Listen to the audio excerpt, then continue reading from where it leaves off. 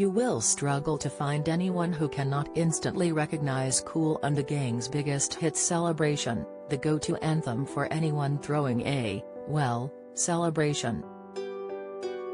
And it's not the only Kool and the Gang track that is guaranteed to get people up on their feet dancing, or singing along, regardless of their age.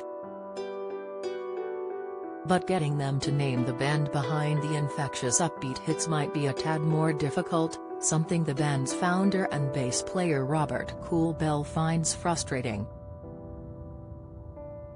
Wearing a dazzling Hawaiian shirt and sitting behind framed gold discs and a display of his new Low Kool signature champagne, Kool, now 72, nods as I tell him how my 12-year-old sings along to his songs, but has no idea who he is. With his unmistakable southern drawl, Kool tells me, young people dig our music. Then the old people say, that's Kool and the Gang, and they say, no, that sounds like this band or that band. They don't know it's us. I've been in restaurants when one of our songs comes on and I've had to tell people, that's us, that's Kool and the Gang. Or sometimes I ask someone, have you ever heard of Kool and the Gang? And they're not sure. Okay, have you ever heard of Get Down on It, Ladies Night, Celebration? And they're like, oh yeah. So it would be nice for people to connect us with the song. To know about the songs. But also to know who I am, too. In fact, Kool, who will be delighting fans tomorrow at a one-off gig at the Hampton Court Palace Festival, has influenced more of today's music than anyone might give him credit for. His group's pioneering horn-driven funk sound helped shape much of today's R&B, hip-hop and pop music, while he has inspired the work of countless artists, including Mark Ronson, Jamiroquai, and George Michael. In 2015, the band, Robert "Kool" Bell, Ronald "Khalees" Bell, Dennis D.T. Thomas and George Brown, were honored with a star on the Hollywood Walk of Fame.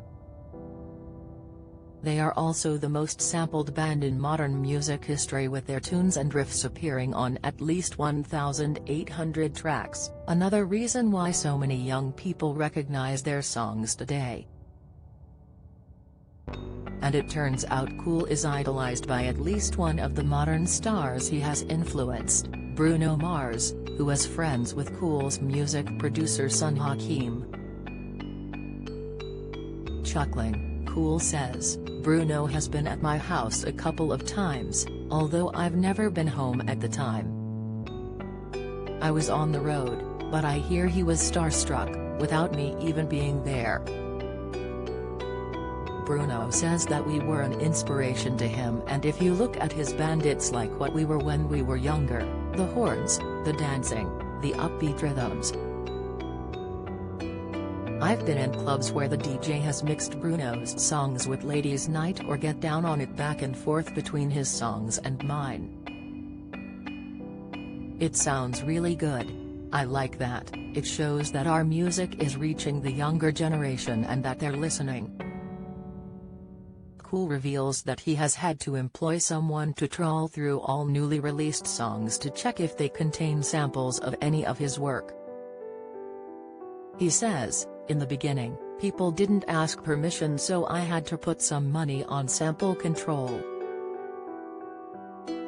But President Biden has now passed a bill which requires record companies to get clearances before they can release a song.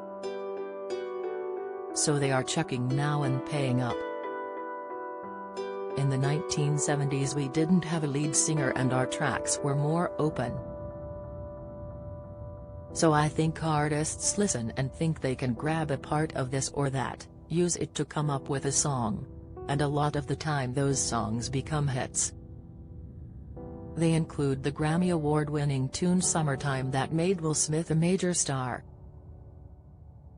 He wrote it over a sample of the Kool and the Gang song Summer Madness. Kool has never let Will live it down. He says, that was a big record for him. It was #1 and went platinum, and then he went on to become a movie star. We still keep in touch from time to time, and I still point out that he only became famous after recording our song. Growing up poor in Jersey City, Robert and his brother Ronald started performing jazz with 5 other school friends in the early 1960s. Robert gave himself the nickname Kool to fit in with the local street gangs. Settling on the name Kool and the Gang, his band started making a name for themselves around their hometown, before releasing 2 instrumental albums. But it wasn't until they discovered disco in the 1970s that they hit the big time. Singles Jungle Boogie and Hollywood Swinging reached the US top 10 and, in 1977, Open Sesame made the soundtrack to Saturday Night Fever. But Kool and the Gang's biggest hits came after they had brought in a lead singer, James J.T. Taylor, who was with the band for 9 years, between 1979 and 1988. Ladies' Night won 2 American Music Awards while Celebration topped the Billboard Hot 100. Kool says he and the band never imagined Celebration would be used by people all over the world to party. He says, "We had just won 2 awards for Ladies' Night, and the tag of that song is 'Come on, let's all celebrate.' So my brother said, wow, that's another song, we could call that Celebration and put some music to it, so that's what we did. We didn't write it so other people could celebrate, it was because we were celebrating winning that award." Kool admits it's that song that will keep the royalties rolling in for decades, probably centuries, to come. He says, "The song has been a blessing to us, because we never expected it to be the hit it became. Everywhere I go I hear it. Even in the space station, the astronauts got up one morning and guess what they were playing? Celebration. And yes, it's the one that brings in the most royalties. They keep playing, and they keep paying." Kool and the Gang headline Hampton Court Palace Festival today. Tickets from Hampton Court Palace Festival. Com.